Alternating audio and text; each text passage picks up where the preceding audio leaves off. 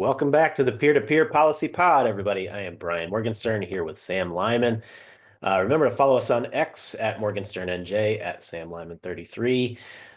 President Trump, the Bitcoin bull. We're talking about the latest news on the strategic Bitcoin reserve, as well as some polling numbers about Dems in disarray, the Trump economic model, a big summit coming up next week. Lots to discuss. Sam, what should we start with?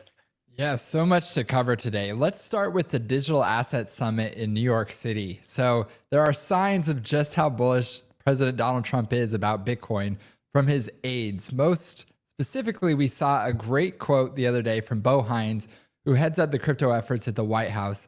Let's give that a listen. It's high time that our president started accumulating assets for the American people, which is what President Trump is doing, rather than taking it away.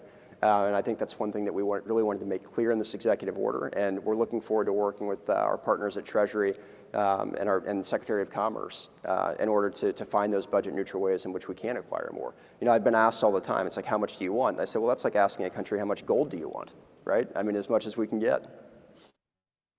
How much Bitcoin do we want? Quote, as much as we can get. That's how one of President Trump's top aides is talking about stacking sats. If that's not a bullish philosophy, I don't know what is. But what's interesting about this clip is that it takes place against the backdrop of a lot of people saying that Trump has a purely transactional relationship with crypto, that he merely embraced the idea of a strategic Bitcoin reserve and Bitcoin more generally because he knew it would get him votes. Well, that's what every politician does, but there's much reason to believe that he's not only into crypto and supportive of it for transactional political reasons, but that he himself is a true believer. So, Brian, you know the president. You've worked with him across the years, and you even met with him about Bitcoin before he even came around to Bitcoin. And so I'm curious your take on this.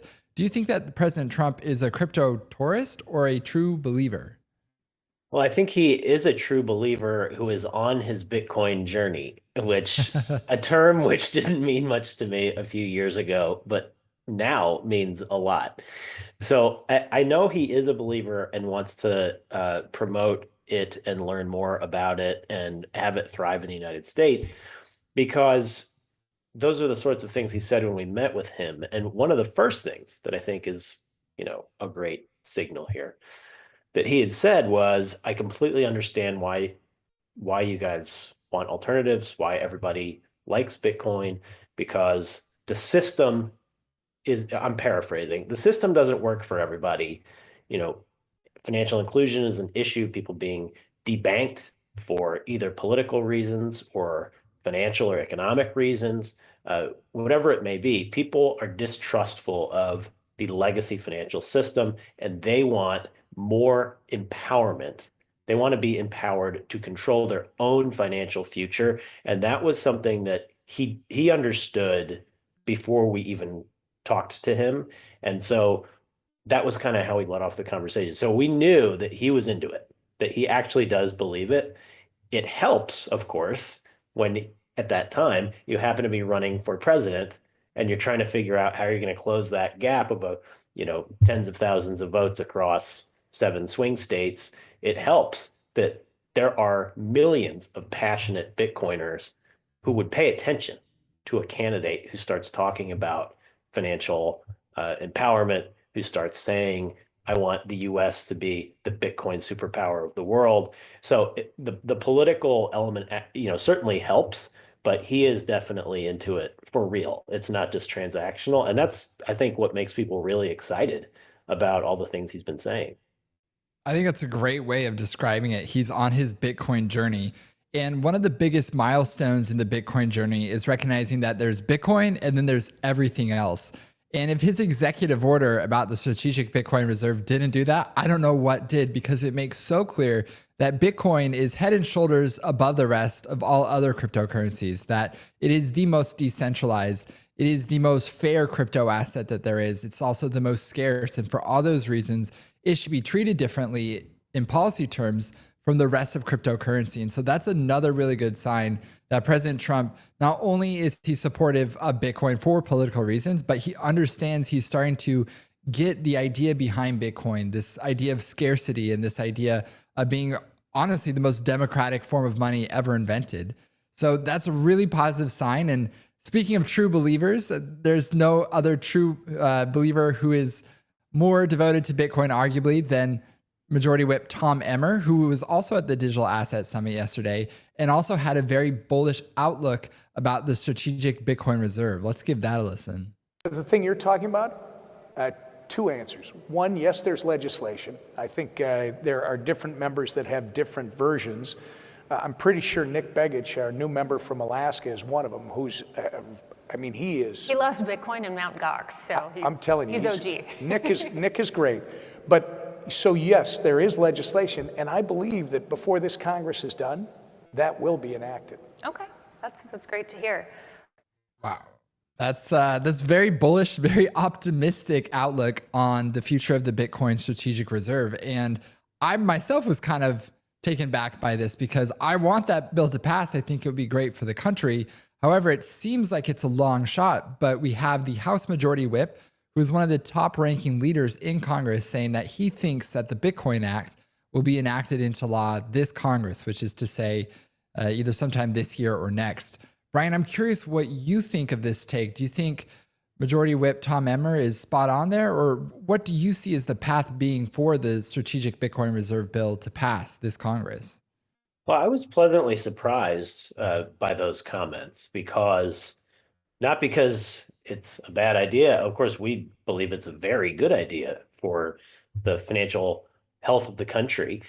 But I was surprised because the language we'd been hearing out of the Senate Banking Committee, out of the House Financial Services Committee, was that they kind of had this tiered process. They're going to deal with stable coins, then they're going to deal with digital asset market structure, and then down the road, they'll take a look at this Bitcoin strategic reserve. And with our conversations on the Hill, there are a number of members who still don't quite understand it. They're learning more. They're open-minded to it, but it seems a long way off. For him to say they think they're going to pass it in this Congress, incredibly bullish, very pleasantly surprised by that. I want to go back just for a second on a point you had just made about how Bitcoin is different, and the White House's recognition of that is important and really good progress.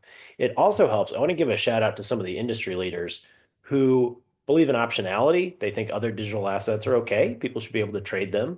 You should have user-friendly ways to do that. But like the CEO of Coinbase, Brian Armstrong, Gemini, the Winklevoss twins, and others, maybe they want everybody to have access to whatever digital assets people want. However, they recognize that Bitcoin is special because it's scarce, because it is truly decentralized. And they have come out and said, no, it really should be treated differently, even though they have platforms where you can trade all sorts of digital assets. They recognize that Bitcoin is different. And I think that has helped educate the administration as well. So really good industry leaders on this issue. But there's a number of different paths to get to your direct question.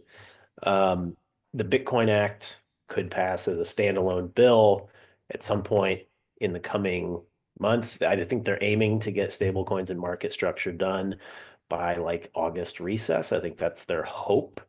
And then the Bitcoin Act could come after that. If there's a way to speed it up, there could be a path in reconciliation.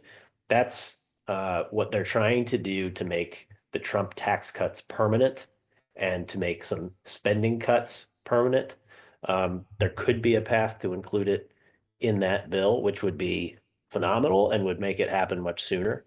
So we'll see. Like I said, there are a number of members who are open to it, but aren't quite there yet. But if leadership really takes the mantle on this and pushes it through, maybe we'll be very pleasantly surprised, not just with a statement from Tom Emmer, but with votes of both chambers of Congress. So we'll keep pushing. We'll keep, cheerleading and educating from the outside, and hopefully the puzzle pieces come together here very soon. Hopefully. And Senator Lummis has gotten a lot of momentum by getting 12 co-sponsors to support her in this effort. So that's really promising. Of course, got Tom Emmer championing it.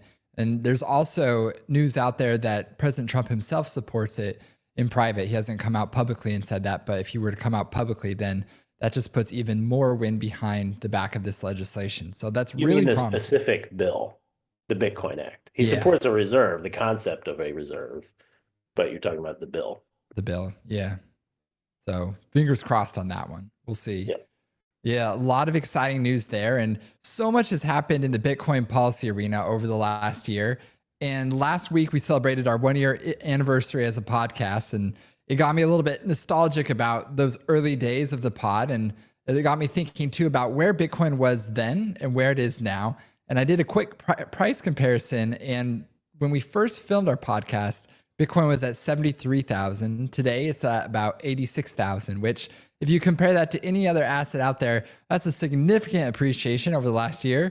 But when you compare it to Bitcoin's price history over the course of its lifetime, it's not that impressive, which I think is interesting because maybe we expected a little bit more for Bitcoin over the last year, given everything that's happened from a policy front over the last year here in Washington, D.C. So, Brian, we've talked about this on the podcast before, but I'm curious to get your take on why price continues to lag policy and where you see Bitcoin's price being potentially 1 year from now. Yeah, well, one of the great things about Bitcoin is its purity. And so what it needs is not just hype and good policy, but you need demand to outstrip supply. There's still, I think it's, 400 Bitcoin a day or something being entered into circulation through the mining process. Once you get more corporations putting it on their balance sheet, once you get more nation states acquiring Bitcoin, you're going to see a lot more demand, and the supply is going to stay the same because that is baked into the Bitcoin cake. So I think we see the signal, but the noise is still coming. As for a prediction, I hate to look into my crystal ball and make a prediction and then something happens and maybe it wasn't quite right.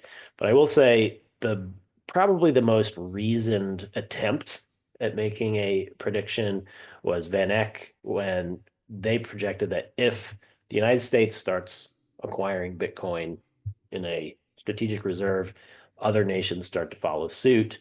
Then, of course, more and more corporations are going to have no excuse. They're projecting that you would see demand outstrip supply to the point that the price could double roughly and hit like 180,000 in about a year.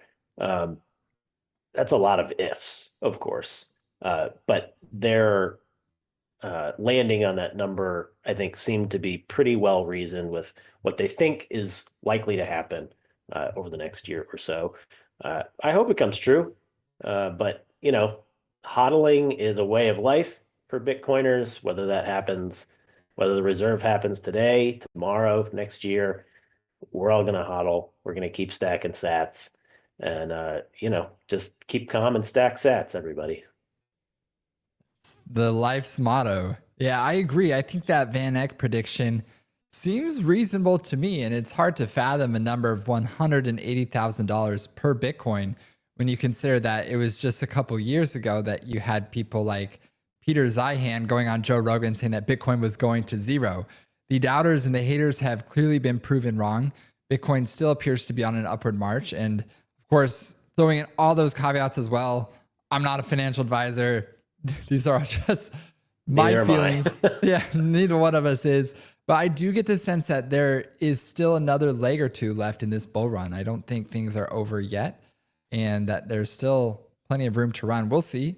Could be a year from now that this was the top, hopefully not. And if it was the top, it's always just a local top because Bitcoin will be around for the duration of our lifetimes. And we are grateful for that and grateful for everything exciting happening in the space. And so, Brian, you and I, we're pretty locked into Bitcoin on a day-to-day basis, but we're also locked into the economy as well. And I want to transition to the next part of our discussion to talk about the economy because there's a lot of uncertainty out there due to tariffs. But the way that tariffs are impacting Wall Street versus Main Street in terms of public perception seems to be very different.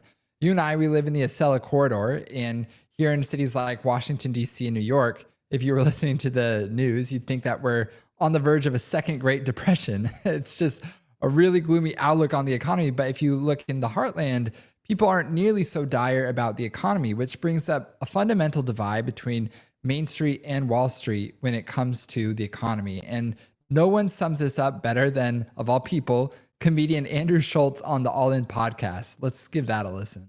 Every American thinks they're going to be a millionaire. That's what this country drives off of. That hope, yeah. And the second they stop thinking they will be, Or they can be. it falls apart. I'm telling you, like the you guys of the world need to pay close attention to, because there's going to be no empathy if anything bad happens. Oh, the stock market is down. No Americans are invested in the stock market. Like, that's all you guys. Half of the country is. I've been saying it for months. Nobody cares about the stock market, nor should we. And the reason is because we, people who own these assets, have overly benefited more than we've deserved for the last 15 years. Ever since the great financial crisis in the United States, people who, as Jason said, could cozy up. If you could have lobbied Obama in those critical years of the GFC. Wow, it's a hot take. Mainstream Americans don't care about the economy, or they don't care about the stock market, I mean to say. That's really interesting because there are a lot of Americans, about 50%, who own stock. But I think a lot of that stock comes through 401ks and retirement plans that people don't pay attention to on a day-to-day basis, which is probably a good thing. Brian, I'm curious your take on Andrew Schultz's opinion here. Do you think it's true that most Americans don't really care about the stock market? And if there's a disconnect between judging the stock market as an indicator of economic performance versus the cost of gas and groceries every day, do you think this lends some perspective to the vibe session that people experienced during the Biden years? Yes, and actually, All In just did an interview with Treasury Secretary Scott Bessent where they touched on this topic as well. It's a really important point, and we've said it on this podcast, but I don't think we can say it enough because of how important it is. If you want to have, and they touched on the societal implications. If you want to have a stable, patriotic, cohesive nation, people must believe that it's special because they can succeed here better than anywhere else, which I still believe to be true, but we've seen it slipping away. And one of the reasons is because of what they were just touching on. When you have inflation, when you have out of control spending, what that does is bolster the value of assets, people who own, and it increased the costs of your everyday goods, of housing, of your car, of your insurance, of your groceries. And so you end up widening the gap between the haves and the have-nots, or the owns and the don't owns, or the owners and renters, if you will. And so it makes it much harder for people to climb the economic ladder from renter to owner, if you will, if we're talking about assets. And it's that ambition, it's that hope of climbing up the economic ladder that really does keep America cohesive and optimistic, and it keeps it stable. So what we've seen in recent years is artificially low interest rates, virtually free money, so that asset holders, like Chamath said, could lever up. They could borrow money for almost 0%, and then they could use it to acquire assets which are growing in value much, much faster than those rates. If you don't own, you can't lever up, you can't benefit from the frothy market. You see the people who are maybe in the nicer neighborhood next door getting richer, and you see all of your bills going up. So if you have debt instead of owning things, then you're especially hurt. And that dream of becoming a wealthy owner of things gets further and further from your view. It becomes more and more impossible to achieve. So this focus on building up the middle class to be able to afford things, to be able to own things, to be able to grow their wealth is absolutely where we need to be as a country. And yeah, that may take some of the froth out of the market. That may make people who are already rich get richer slower. But that's going to be much better for societal cohesion in the years to come. So it's a tough concept to explain or describe to somebody who doesn't follow markets, but I think it's a profound one, and leave it to a comedian to actually just put it in very easily understandable terms.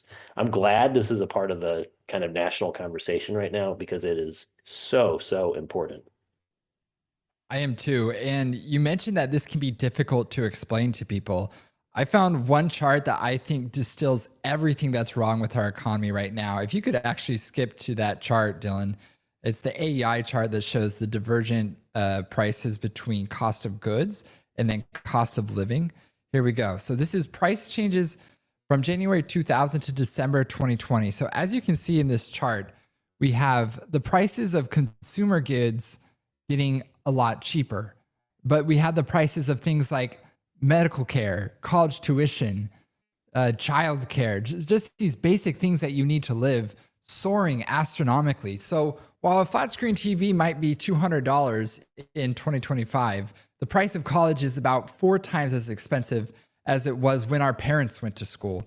While you might be able to buy a cheap iPhone charger on Amazon for $5 and get that delivered to your door tomorrow or 2 days from now, at the same time, you have the cost of housing going through the roof as well. You have the cost of childcare being such that a lot of Americans have to have a 2-income household just to be able to live day to day.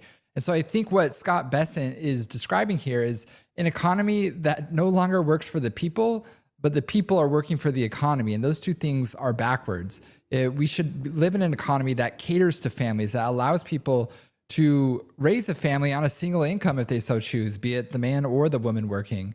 We need an economy that allows people to buy homes at a reasonable age. Just recently, there's new data that shows that the average age of the American first-time homebuyer is 38. Imagine buying a home at 38 years old, which is probably what I'll end up doing, buy my first home.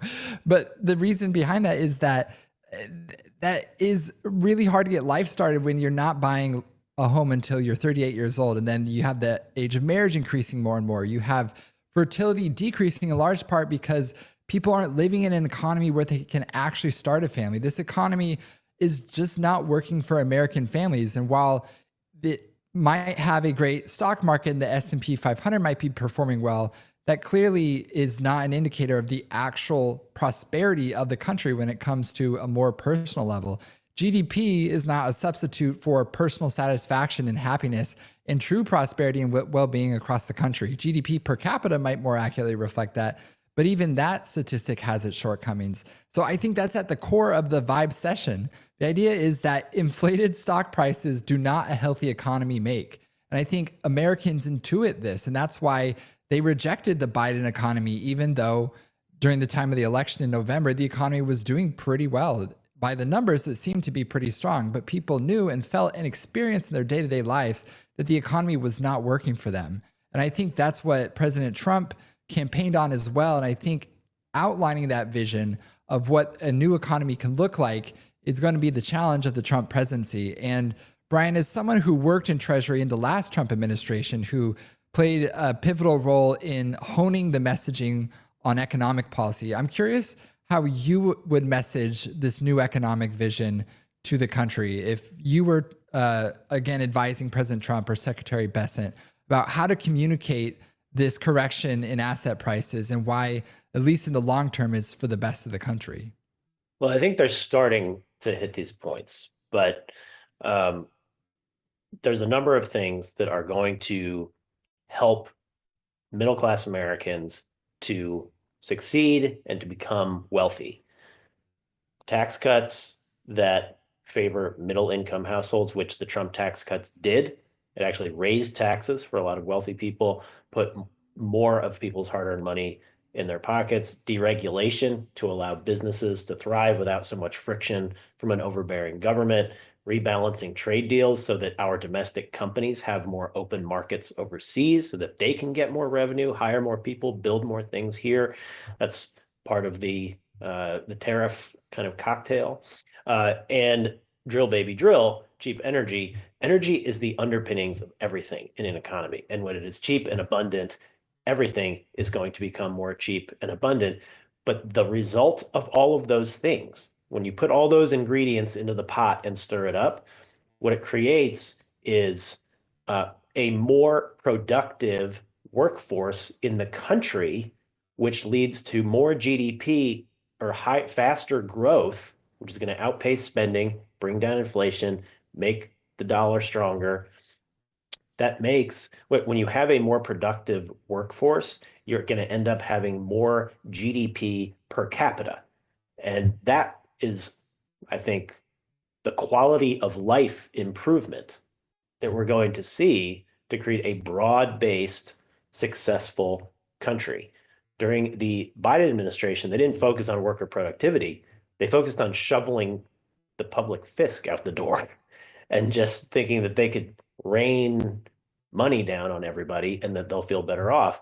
That's not true, because when you do that, every dollar that exists becomes less valuable. And that's why we saw rich people get richer, people who are struggling struggle worse, and lose hope that their children are going to do better than themselves. So I think it's, you put the ingredients in the pot, and here's the meal we're making for you. And it's going to lead to a more productive working class in America, which is going to lead to more GDP growth, but it's going to impact people's lives. It's going to make their lives better. So I think that's my shot at it. I'm sure we can do better than that, but I'm glad they're starting to talk in these terms somewhat. But that'll help translate what's actually happening and reduce anxiety. People will understand why there's market volatility. When you make this shift of people from government work, digging the proverbial ditches, hire somebody else to fill it in, that's not actually productivity per worker or GDP per capita. That's just window dressing. And so getting people into more productive jobs that lead to more growth per family, that's what's going to make people's lives better. Yeah, I think that's really well put. And the CEO of the Bank of America agrees with you. Let's take a look at what he said about the current state of the economy. He says the global handoff from big government to the free market may prove slippery, but it seems necessary given large deficits and bloated debt burdens. Economic growth has been enabled by unsustainable government support and protectionist policies. It may take time for private sector job growth to accelerate, for government workers to resettle, for broad-based corporate profits to rise, and for global trade to find a new equilibrium. In our view, the likely productivity gains from a market-based economic reboot are greater than risks. And so there you have it from one of the top CEOs in the United States, essentially saying that the path we were on was not sustainable. And I think that's another way to pitch this, is that there might be a short-term correction, but it's a temporary pain to offset permanent pain that will last potentially a lifetime if we continued on the path we were on, where we had continual stimulus spending from the government, where the government was forcing Americans into a position where they would be paying a tax burden that would be honestly too heavy to bear, and that they would be forcing out the private sector in favor of the public sector. So there's a lot happening in the economy right now, and I too am heartened by the new messaging coming out of the Trump administration, because it also completely undercuts the talking point of the left that somehow the Trump administration is all about the oligarchy. How can it be about the oligarchy when the economic vision is to shore up the working class and to rebuild the middle class? If that is the purpose of your economic policy, then there's no way that this is an economic vision that's just benefiting the oligarchs. So there's a lot of work to do there still, potentially, in helping the American people understand that vision, understand these policies. But I think the Trump administration has already made significant progress in that area as is. Brian, any other? Oh, yeah. Just a small correction. That wasn't the CEO of Bank of America. It was their head of research, I think, Jared Woodard. I just want to attribute it's an excellent quote. I just want to attribute it correctly. That wasn't Brian Moynihan, but that was their head of research. But yeah, Wall Street is starting to understand and how the Trump administration is helping Main Street, but how that's actually going to be good for everyone in the long run. So that's progress, because all you read about in the mainstream media is this hand-wringing and the sky is falling and uncertainty is bad. But people are actually starting to understand it. And part of that is alternative media and getting the message out on podcasts, long form conversations, not just sound bites on CNBC or whatever, but actually describing the goal getting people bought into it so that we're all in this together because we know that it's what's best for the country. So I think that's what needs to happen, and it's what's starting to happen. Yeah, my bad on that misattribution, and shout out to the head of research at Bank of America. Didn't mean to misattribute that there. And yet, Brian, you point out that the American people are starting to wake up to this. And I think that's reflected in the fact that Americans are not buying what the Democrats are selling when it comes to the economy, because Democratic poll numbers are in the toilet right now. Don't take my word for it. Take the polling that's out there. Let's listen to this next clip. President Trump is plowing through the defeated and rudderless Democrat Party, who still refuses to change direction. A new poll finds Democrats' approval ratings in Congress has hit an all-time low. Look at this, at 21%, and the GOP conversely has hit an all-time high.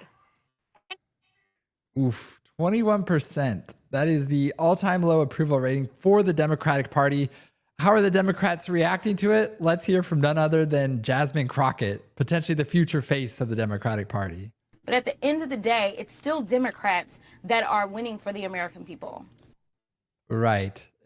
It's still Democrats that are winning for the American people, even though they got trounced at the ballot box, even though they have a 21% approval rating, even though their media institutions are completely failing right now. They are still winning for the American people.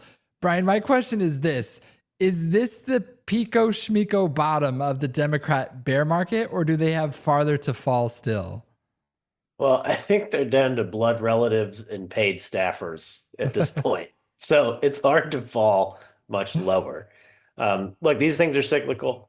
They will find their footing at some point and come back. I mean, I lived through the second term of the Bush administration after the 2006 bloodbath in the midterms that year, and then Barack Obama's march to the White House. The Republican brand, that was, the Iraq War. It was the financial crisis bailouts.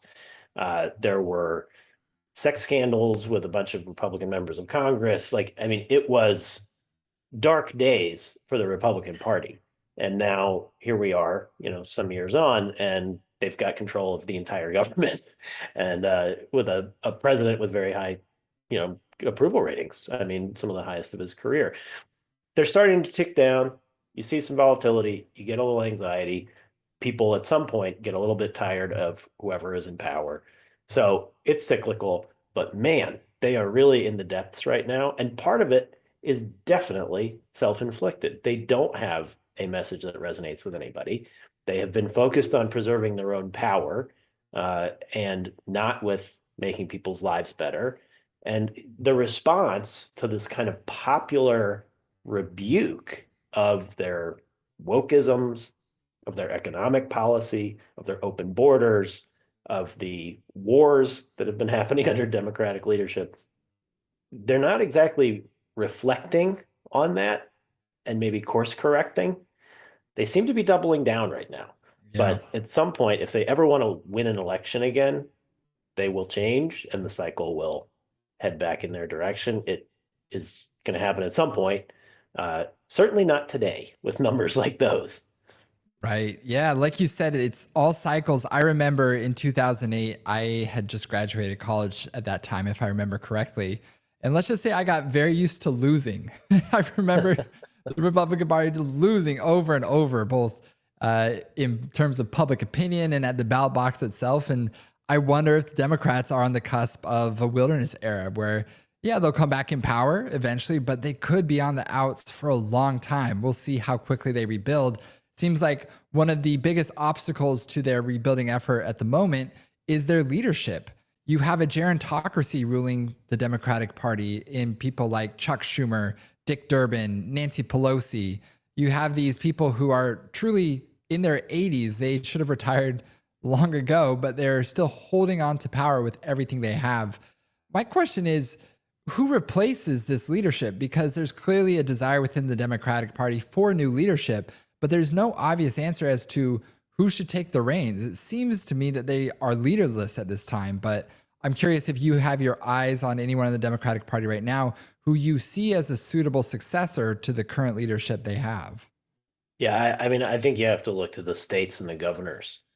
Somebody like Josh Shapiro in Pennsylvania, I think, would be a formidable candidate. A lot of things that I, of course, don't agree with him on, but he is very popular in his state, which is a swing state. A lot of working class people, they like him. They think he's fighting for them. I think that's someone who could potentially carry the mantle. I think a lot of these members in DC, some of the younger senators, like have been mentioned. I've been reading profiles of some of the ambitious ones who want to seek leadership, like Brian Schatz from Hawaii or Chris Murphy from Connecticut. I think they've spent too much time in DC. I think they've been infected with the woke mind virus. I think their reaction to everything is to just scream obscenities about Trump, and they think that's going to play with their base. But it's not actually making people's lives better. That's why I think you have to go to the states and somebody who's actually had to serve constituents services and manage an economy and be more in touch on the ground rather than somebody who just represents a sapphire blue state and can just carry talking points in DC. I don't think that's somebody who's going to emerge at the national level. Just my 2 cents. Right. It does seem like those DC politicians, you mentioned Chris Murphy, are truly disconnected from what's actually going on in the rest of America. Case in point that the state governors might have a better sense of it is Gavin Newsom, who I always joke that the way Gavin Newsom does politics is he licks his finger, points it up towards the sky, and sees where the wind is blowing, and that's where his opinion is headed. He is somebody who is always shifting his opinions based on what's in vogue politically.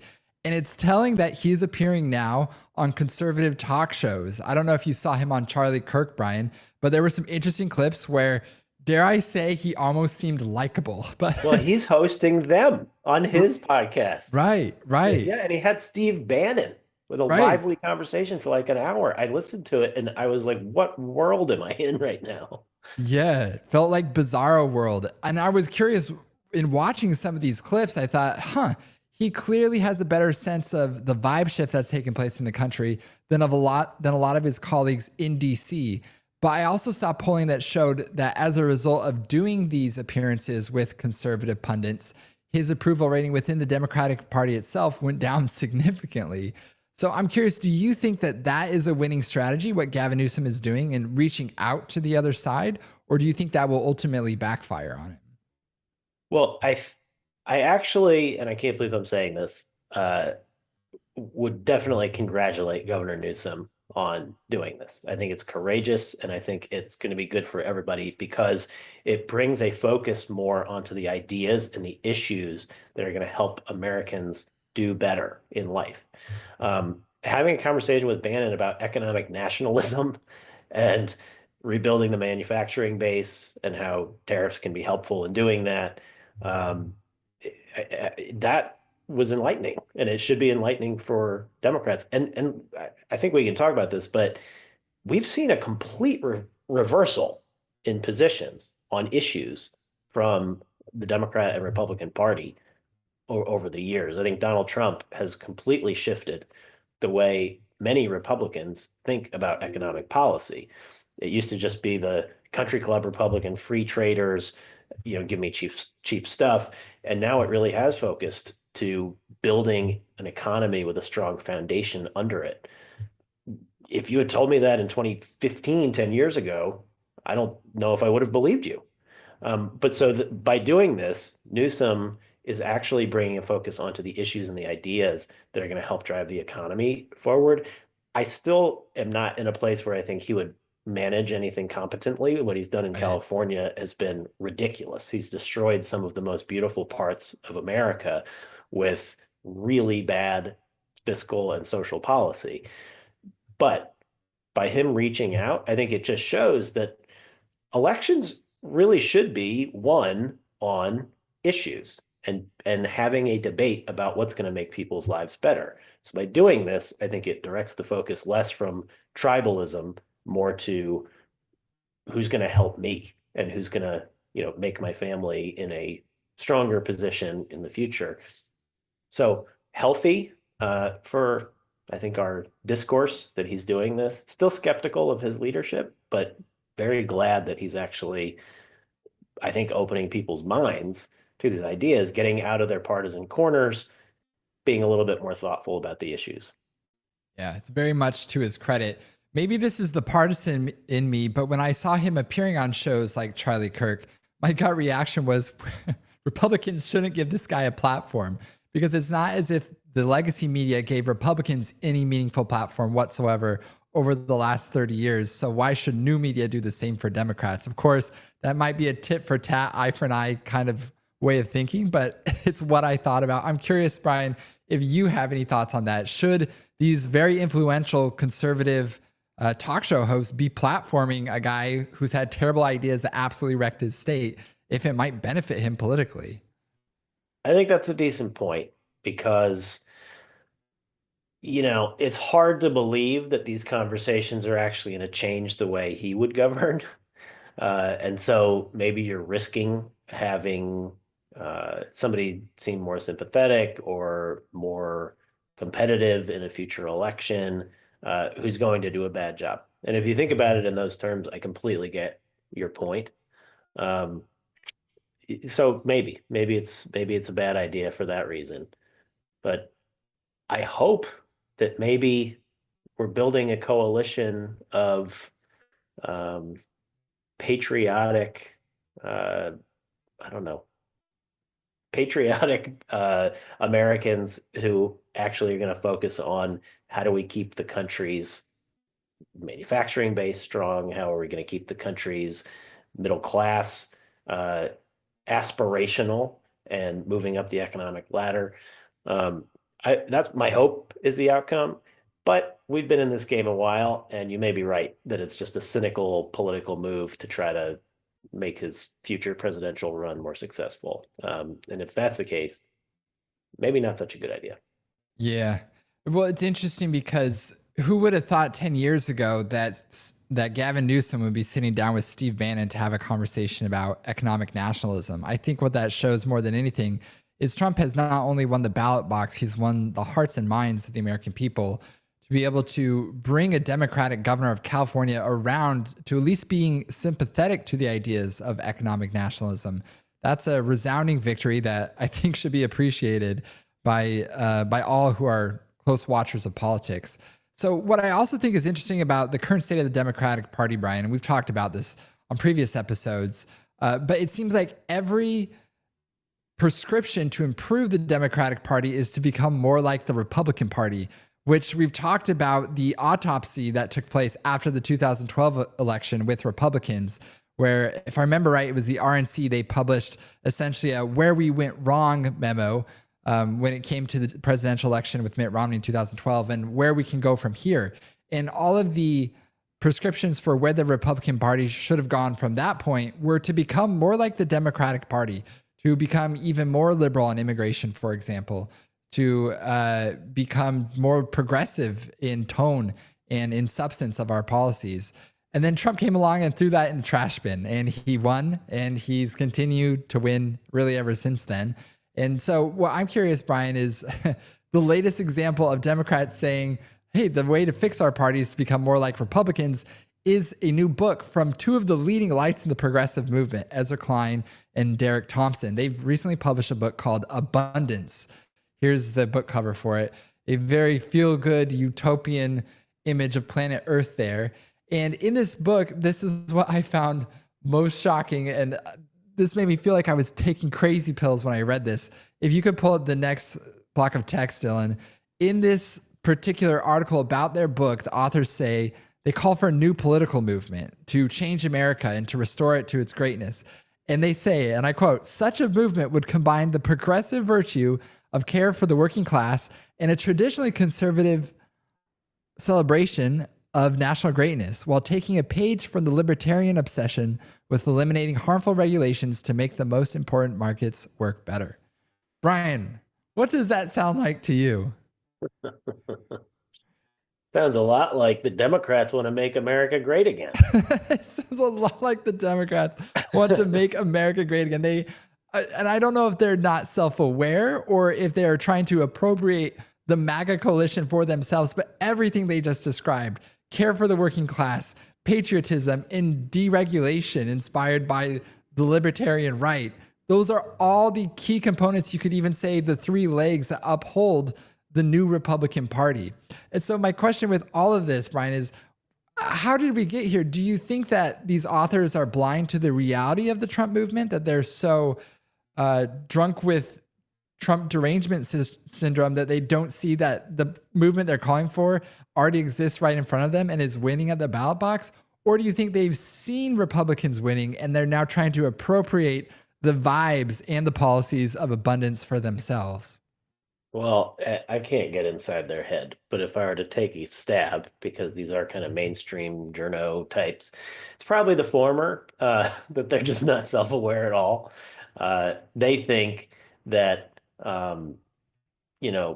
Trump won because of racism or something, and that it wasn't about the policies. And that's the lens through which they view Trump. And so they don't think about that second part, which is the actual policies and the actual planks of the platform. And that people do want to love their country. They love where they're from. As I've said, that's like when a rock star shows up in Cleveland and says, "Hello, Cleveland," and everybody yells and screams and cheers because people are proud of where they're from. They're proud of their country and they want to succeed. My guess is it's a lack of self-awareness, but it is hilarious that now they're like, "I've got it." It reminds me of the John Lovett skit from SNL. That's the ticket. They look at Trump's platform and say, "Oh, the Democrats should do that." Yeah, okay. Right. Welcome to the party, pal. Welcome to the party, pal. Exactly. And in their article, they talk about how we need to have an abundance mindset instead of a scarcity mindset, which again sounded eerily similar to an article you and I wrote in Fox News back in November. Can you pull that up, Dylan? So this article was about how we can avoid the Californication of American energy policy. In this, we talk about California versus Texas. In other words, the preeminent blue state versus the preeminent red state. And in California, they have an energy scarcity mindset, which has led to strict regulations, which has led to the highest energy prices in the country, which has made it all but impossible to build out any new energy project, even if it's green or even if it's not a green energy project. It's difficult to do there because of all this regulation. Whereas in Texas, they said, we want an all of the above approach. How much energy do we want? And from where? We don't care. We just want more. And as a result, Texas has the greenest energy mix in the country, as well as the cheapest energy. So we've been calling for the abundance mindset across all sectors, not just energy, for the past couple of years. And lo and behold, Ezra Klein and Derek Thompson come along and they think they have this new idea. And the legacy media is treating them as if they have this new idea. But I ultimately think it's going to fail because it's almost like when Bitcoin came along. Bitcoin was the first cryptocurrency and all imitators have failed. To me, this looks like an imitation of American dynamism, which is the core of what's moved the tech right towards the Republican Party. People like Mark Andreessen and Catherine Boyle at A16Z have been talking about American dynamism for years, this idea that we need to build, that we need to strive for abundance in all that we do. We need to get government off our backs to do it. So I'm optimistic that this effort to appropriate this idea of abundance for the Democratic Party will fail because the superior version of this already exists in the Republican Party. But this just made me roll my eyes and go on a late night tweet storm the other night. So I had to bring it up. Brian, I know we're coming up on time here. So wanted to end with our grab bag section. My grab bag is just a quick, funny tweet. For those who haven't been following the news, the judicial branch has been trying to stymie President Trump at every turn in striking down some of his executive orders. And this included a judge who tried to prevent him from deporting immigrants, dangerous illegal immigrants that were affiliated with Tren de Aragua. He issued a judicial order that they needed to be sent back to the United States. And then you also have, at the same time this week, astronauts who've been stranded in space for about 9 months. SpaceX, Elon Musk's SpaceX, was able to save them from where they were in the International Space Station. And then I love this tweet right here. Babylon Bee, they always get the moment. Federal judge orders astronauts to be returned to space station because gosh forbid that Donald Trump and Elon Musk have a win. So I just thought that was a funny tweet from this last week. And Brian, I know you've got a couple things for the grab bag as well. I do, yeah. I'd like to start with my cup from the Kennedy Center. And the president taking control of the Kennedy Center. Can we throw up that picture from the great Doug Mills of the New York Times, longtime White House press corps member and one of the best photographers ever to live, in my opinion. Here is Trump ready to sing "Don't Cry for Me, Argentina," I think, from the president's box at the Kennedy Center. A wonderful friend of mine, Rick Grinnell, has now kind of taken the reins on the president's behalf. President is chairing the board himself. This is exciting because the Kennedy Center should be a preeminent art center for the nation. It has kind of turned into a middling institution with pretty terrible entertainment options. They definitely went woke and went broke. So I am hopeful that the Kennedy Center, that they can make the Kennedy Center great again. And get some really good acts, help it become financially stable on its own. It's just lived off of donations and government funding. It's the Kennedy Center. They should make money hand over fist with excellent shows. So we'll see what happens there. And finally, the Digital Chamber, our trade association. Dylan, can you throw that? There you go. So great summit coming up next week, the DC Blockchain Summit hosted by the Digital Chamber. I want to congratulate Perry-Ann Boring, the founder, who is now stepping back, becoming the chair. She has built this organization for 10 years. Our friend Cody Carbone taking over as the CEO of the Chamber. He's a wonderful guy, very happy for him. And our boss, Jason, is going to talk about the Strategic Bitcoin Reserve with none other than the great Michael Saylor and the crypto queen of Congress, Cynthia Lummis. Donald Trump Jr. is going to take the stage at this summit. Yours truly will be speaking about the Bitcoin Voter Project and how we have gotten to where we are. So this summit is going to be crazy. I think the kids would say it's going to be off the hook, yo. It will be a lot of fun. So looking forward to that. With that, I think we are out of time. But thanks everybody for watching, and we will catch you next time on the Peer-to-Peer Policy Pod.